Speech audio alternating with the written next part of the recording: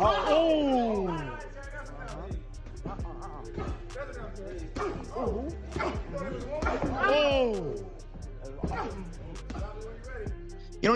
don't need to manufacture a star. You don't need to make Gervonta Davis against the guy who pumps my gas, and just because you need him to keep manufacture the star continuously.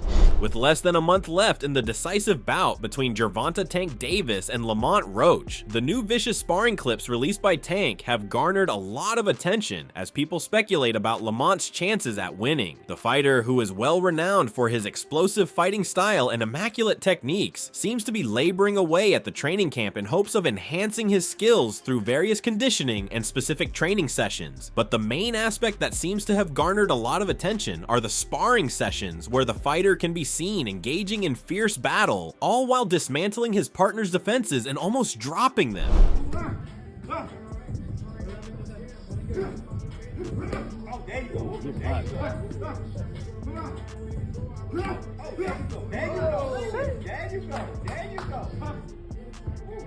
Take deep breaths when you want. Take deep breaths.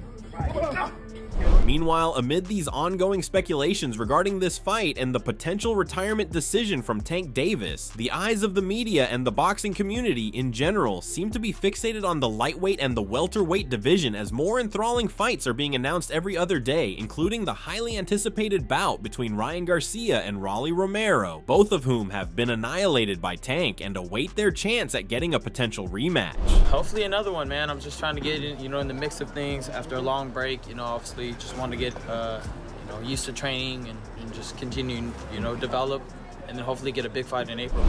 You got Rayo at 140 for a world title. Obviously you got Teofimo Lopez. Working my way to the Gervonta rematch too. All those options seem good to me. It's something that intrigued me. Obviously, I don't fight anymore to fight, Now, although Ryan seems quite intrigued by the idea of fighting Gervonta once again for the sake of getting back his lost glory, he still seems to have a massive task ahead of him in the form of a former champion, Rolly Romero, who, based on his recent comments, is looking forward to not take it easy in this fight. On the other hand, keeping this factor in mind, Ryan has also shared his prediction of this upcoming fight between Lamont and Tank, stating that even though Lamont is a decent fighter capable of many things, he is just not prepared to take on a fighter of Tank's caliber. I think Lamont Roach just doesn't have the firepower to, hold off Tank. I think he has great skills, but I don't think he has the firepower to get Tank's respect, and I think that you have to have that. If you don't, then you really have no chance. Labeling Lamont as an inadequate fighter, Ryan drew a comparison between him and his own former nemesis Devin Haney, while stating that when you are in the ring against a fighter who is not only a great boxer in terms of having more experience and skills, but is also a tremendous puncher, then you have to keep him under control from the very first round, because otherwise the fight can get out of your hand very fast, just like how it went between him and Devin Haney, where his opponent was so discombobulated that he could not even stand in the ending rounds of the fight. Predicting the same fate for Lamont, Ryan highlighted that after analyzing his past couple of performances, there is a huge possibility that Lamont will be brutally taken down by a much more ferocious Tank. It's kind of similar, like to me and Devin Haney. I just didn't respect anything he threw, and anytime I wanted to land, I did. So I think it's going to be a similar, not similar fight, but I think it's a similar aspect that he's not going to be able to get him off. Surprisingly, being on the same page as his opponent, Rolly Romero reiterated the same analogy regarding this fight, stating that in combat sports, especially in boxing, the weight classes are there for a reason, and the majority of the time, when smaller guys come up to take on a bigger fight, they usually face bitter defeat. Another crucial point that Rolly highlighted was that even if Lamont miraculously has the appropriate capabilities and the chance of taking down a bigger fighter, then there is still a huge chance that he will perish, because he is not going to fight any ordinary fighter, but he is up against one of the most powerful hitters and one of the best boxers of this generation. Thing is, man, like, Lamont Roach moved me up in weight, man. That's not good, man. And you're fighting a vicious puncher.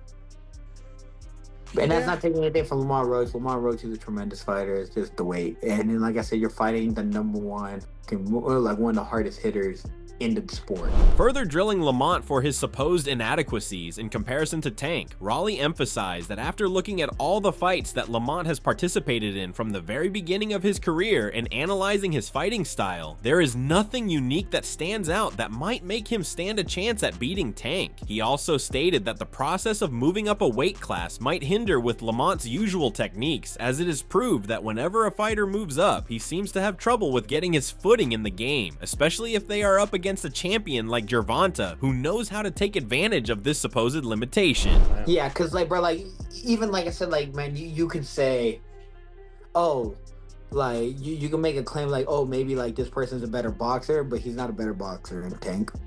He's not a bigger puncher. He's not bigger than Tank.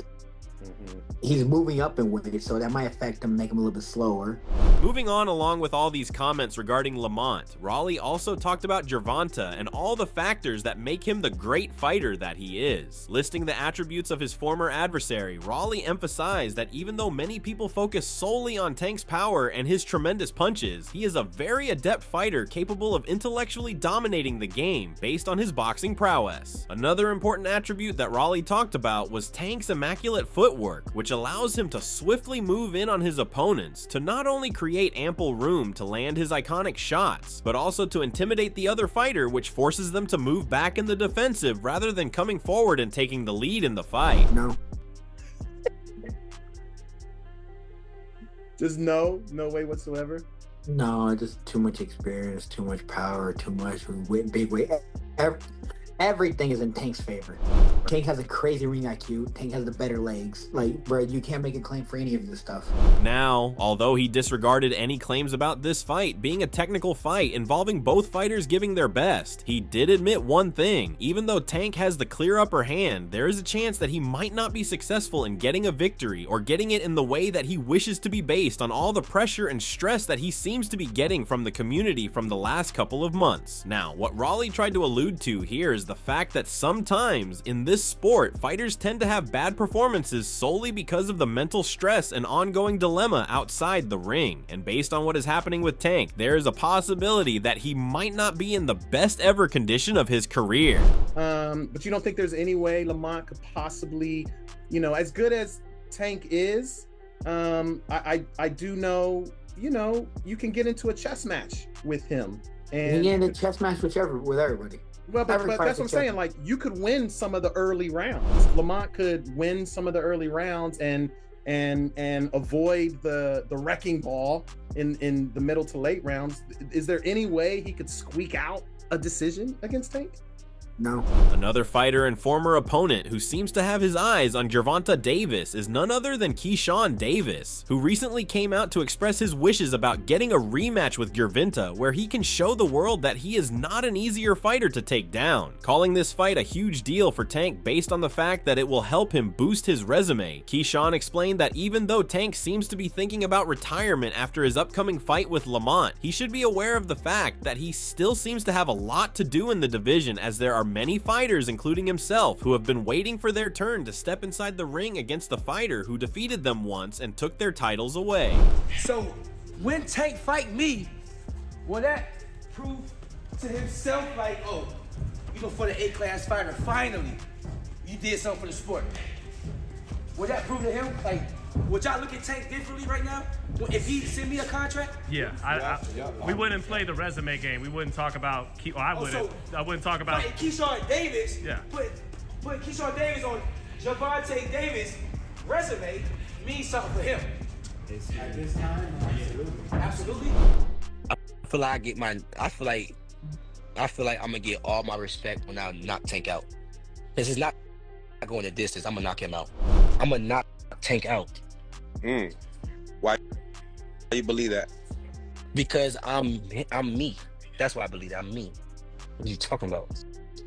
I got that one punch shit. With this clear new agenda in his mind, Keyson also shared his thoughts on this upcoming fight between Gervonta and Lamont, which, according to him, is an acceptable fight regardless of the incessant criticism that it seems to be getting from the boxing community. Explaining his analysis, Keyson stated that for two fighters that come from the same area, especially considering how that area is relatively not that well known or progressive, is a tremendous feat and is something that should be celebrated by other members of the community as well, regardless of their personal bias.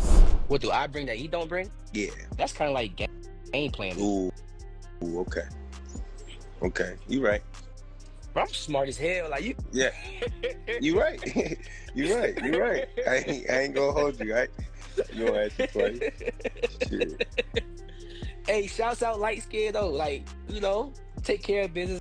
You know. Along with this, the American fighter also highlighted the significance of this bout for Lamont, commenting that even though the chances of him winning this bout are slim to none, and that he is being considered the underdog from the very beginning, no one can deny that this fight will not only prove to be the ultimate test for him, as it will not only give him the stage where he can put his abilities on display for the whole world to see, but it will also give him a platform where he can gain the eminence in the professional scene just like he deserves, especially after everything that he has undergone to reach this point and all the growth that he has displayed in the last couple of years. Being someone who is close to the young fighter, Keyson also addressed all the claims about how Lamont should not have accepted this fight, as there is no possibility that he might win, which, according to the established fighter, is an absurd notion, because at the end of the day, this profession, if a business, and if you are getting an opportunity to fight in front of a huge audience, and you are getting a lucrative deal for it, then there is nothing wrong in accepting a fight like this, no matter the odds that might be stacked against you.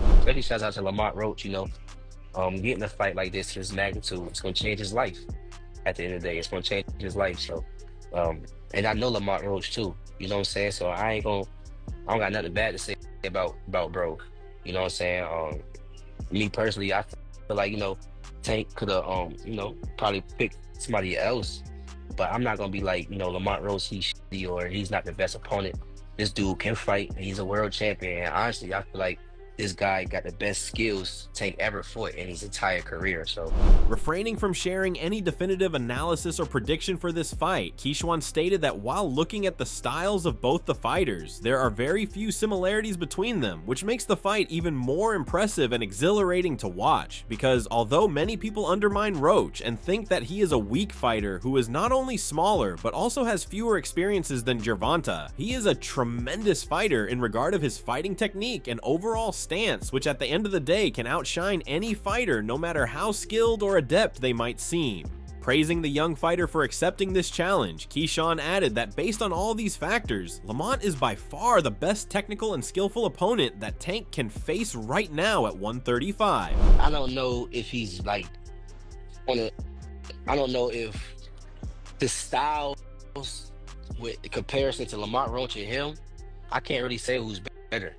It's different styles and shit like that, and one at 35, one at 30. One's a true 35, one's a true 30 pounder at the end of the day. So I can't really be like, yo, Edwin would be the better fighter. I can't personally say that, you know what I'm saying? But just me, I just expected him to Tank to fight a 135 pounder naturally. But again, I feel like Lamont Roach skillfully is Tank's best opponent. Expressing the same respect for Laminate while entering this fight, Tank Davis's time trainer and close ally Kenny Ellis recently sat down to share his thoughts on the ongoing skepticism regarding this fight, stating that even though after they initially announced the fight, they were met with an intense wave of criticism where everyone was labeling this an easy fight for Tank and stating that he is only choosing Lamont because he knows that he will be making easy money. But with the passage of time, as the fight is coming closer and closer, many people in the industry have started to realize that they might have undermined Lamont as a challenger based on how he is not only capable of taking down major contenders, but he is also very gifted when it comes to overall boxing style. Labeling this fight as one of the most competitive fights in both fighters' careers, Kenny stated that the real reason that propelled them to accept this matchup was the fact that both fighters not only share some history with one another based on their similar past, but they also seem to have very contrasting fighting styles that will look very good when they are paired against one another. Get off your seat type of fight. Yeah, like I said, Roach has always been at the top of the game in the amateurs and the pros. He's a world champion right now, and he got skill, you know? And everybody know Tank, what he coming with. And a lot of people didn't know Roach a few months ago, but they did their research now and they say, oh, this motherfucker can rumble. So now that people's eyebrows going up, you know? However, one major aspect that the renowned coach highlighted was the ability to withstand pain and the significance of endurance, especially if you are entering the ring against someone who is notorious for his earth-shattering punches. Further elaborating on this factor, Kenny stated although Lamont is a remarkable fighter capable of destroying his opponents with all the skills that he has garnered over his extensive amateur career, he is up against a very talented fighter who not only trains for every fight like his career depends on it, but also has exceptional innate abilities that facilitate him in enduring all sorts of attacks or advances that are thrown his way. This is not a Lamont Roach, but a fighter can do everything in the gym, man. They can do their push-ups, their pull-ups, they can run 10 miles a day, they can eat their diet, they can change their diet, they can do everything right, but it have to be in your DNA to take pain. You know what I'm saying? Mm-hmm. Are you willing and able to take the pain that come with this? That's for any fighter, you know? Right. And that's the difference in a lot of the fights. You gotta be willing to take the pain that come with it. Talking about the overall marketability of this fight, amid all the criticisms that it seems to be facing, Coach Kenny Ellis revealed some shocking inside information that due to the efforts of certain promoters and organizers who are well known for their favoritism and biases in the sport, this upcoming fight involving Tank and Lamont is not getting as much attention as it deserves solely for the reason that Tank is not fighting their fighters. Now, even though Kenny did not take any certain names in this case, he did indirectly point at countless promoters like Eddie Hearn, who has maintained a constant negative stance regarding the fight while perpetuating the narrative that Tank is not that great of a fighter, as he is ignoring major contenders to fight all mediocre fighters like Lamont Roach. Expressing his frustration at this, Kenny emphasized that regardless of the negative press from fellow community members, there is no doubt that this fight will be a major event for all the diehard fans who are aware of the worth of Tank's name. Oh, it got a lot to do how people promote themselves too, you know what I mean? Promotion got a lot to do with it. If people don't know you, they just don't know you, you know? Right. He just laid back. He just a laid back kid, man. I think it's pretty good.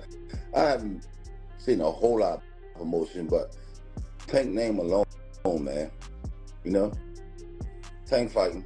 Oh shit, let me tune in. Moving on, although these statements issued by Kenny and Gervonta's team might have resonated with some members of the community and might have propelled them to believe that this fight is an excellent matchup, not everyone seems to be this optimistic, including the eminent boxing analysis and former professional fighter Paulie Malignaggi, who directly criticized Tank and called him a manufactured star who seems to be getting way with these supposed easy fights, all while the fighters who deserve the opportunity are pushed aside by him. Paulie also talked about the interference of politics in the sport and presented a drastically different narrative as compared to Kenny, stating that in reality it is Tank who seems to have a sway in the industry, and it is he who seems to be getting the fights that he wants. Changing our standards, so that I don't mind. But I do think that the politics needs to be, you know, sort of pushed to the side. You don't need to have the politics, bro. You don't need to manufacture a star. You don't need to make Gervonta Davis against the guy who pumps my gas, and just because you need him to keep manufacture the star continuously. Like, Gervonta is a very good fighter. I criticize the matchups not because I don't like Gervonta Davis, because I feel like he's so good that I want to see him against somebody like him. Why should I have to watch? Why, if I know that a python is a dangerous animal, and I gotta see a python take on an alligator, I'll say, okay, well, why do I gotta watch a python taking on a turkey or a rooster or a chicken? Why do I gotta watch that? Connecting his observation with the fight at hand, Paulie emphasized that even though he has nothing against Lamont as a fighter, he thinks that he is a deserving contender who should be getting the prominence he deserves based on all that he has achieved after giving so much throughout his professional career. It does not mean that he should be getting the chance at fighting one of the best fighters in the entire sport, especially considered how it will be his debut in the 135 weight class. Now, although these statements from Paulie might have irked various people from Tank's camp, especially his trainers and coach, there is a vast majority who think that these particular statements are the truth and should be taken into consideration by everyone, especially those who seem to be making these fight possible for Gervonta Davis. Oh, the Gervonta Davis fight with Lamont Roach. Lamont's a good fighter. He's a perennial contender. He's been a contender for his whole career. I think he's been pro for about a decade. I can remember him all the way back in his Golden Boy days. Was, you know, solid perennial contender. Always came up just a little short, and then finally got over the hump and won his world championship. That's great for him. That doesn't mean now you put him up in the next weight class against a bona fide star, a pay-per-view star, and you make him the opponent. Right? That's not how you're supposed to do that, bro. You know what I mean? Venturing on the statements regarding Gervonta retiring after this fight, Paulie sarcastically criticized the fighter by stating that even though boxing is a business, and at the end of the day, money is a major factor, it does not equate to being successful or an established fighter, because there are many fighters who claim to have made a lot of money from this business, but are almost forgotten by the audience today. Fearing that the same might happen to Gervonta, Paulie stated that these claims that you are going to retire because you have made tremendous sums of money are absurd and audacious, because at the end of the day, you have only cherry-picked your opponents and have refused to fight anyone of any importance like Shakur Stevenson or Lomachenko. When I hear guys like Davis talk about they want to retire, they're not motivated anymore, and bro, that's just because they've overpaid you. You know what I mean? And again, I don't like to bring up money, account other people's money, but I'm bringing it up only because that's part of the reason he said that. Like, he's like, you know, I made my money, this and that, and I won't. Bro, what did you accomplish though? Just because it's funny, because people are so stupid today that they think just because somebody makes money, it automatically merits that they're successful now. That's it. You're a success. And I get, you can't be poor and be successful, because then it's not a good look. But money is not the be-all end-all for success, even though people are brainwashed to think so. So, in the end, what do you guys think about this fight, and what are your thoughts on the recent controversy regarding Gervonta and his choice of opponents? Do you think that these comments made by various members of the community, especially Paulie, are justified, and that Gervonta does not deserve his position in the sport? Or do you agree with Kenny and think that these are nothing but based on jealousy for the fighter? Make sure to tell us about your comments below, and if you enjoyed the video, like and subscribe to our channel.